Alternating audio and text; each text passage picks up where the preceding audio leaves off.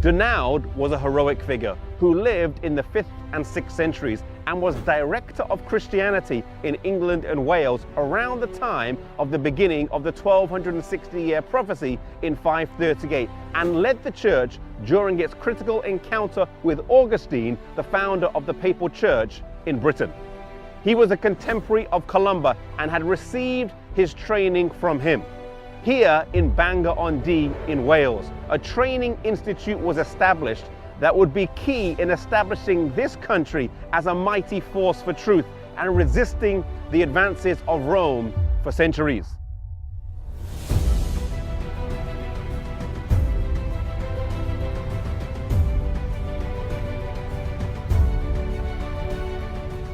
The school here in Bangor was not a small one with just 20 or 30 students, but it would have had hundreds and at times thousands of students.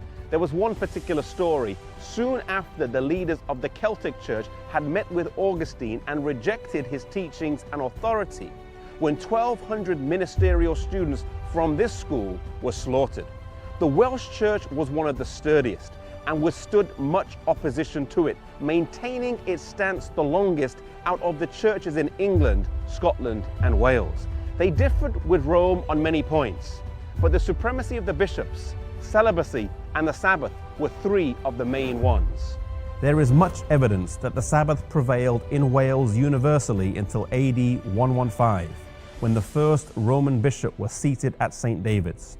The old Welsh Sabbath-keeping churches did not even then altogether bow the knee to Rome, but fled to their hiding places, where the ordinances of the gospel to this day have been administered in their primitive mode without being adulterated by the corrupt church of Rome.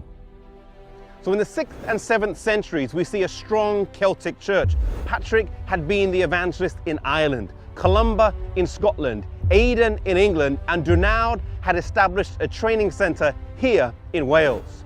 But the gospel would flow from these shores over to Europe through the ministry of a man called Wokolombanus. He was trained here in Bangor, and he would carry the light to France, Switzerland, Germany, and Italy, establishing training centres on the continent.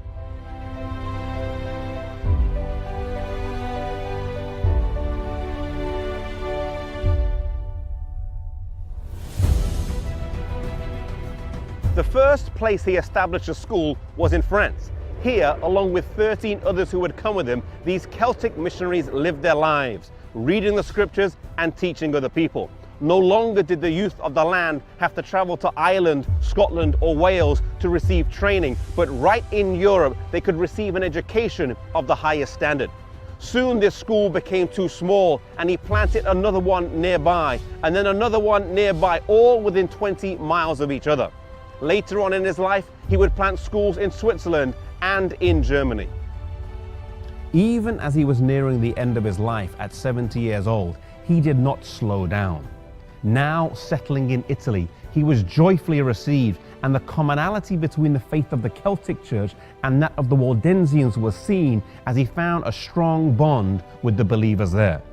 Refusing to enjoy a comfortable retirement, he asked the king for a place to plant a new centre, and the locality of Bobbio with its ruined church was given him, and he established a school and library there.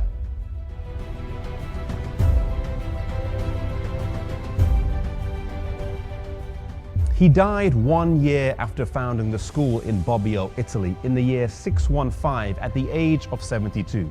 He lived a faithful life, learning the gospel here in Wales and then dedicating his life to the spreading of the gospel in foreign lands, setting up mission institutes all over Europe.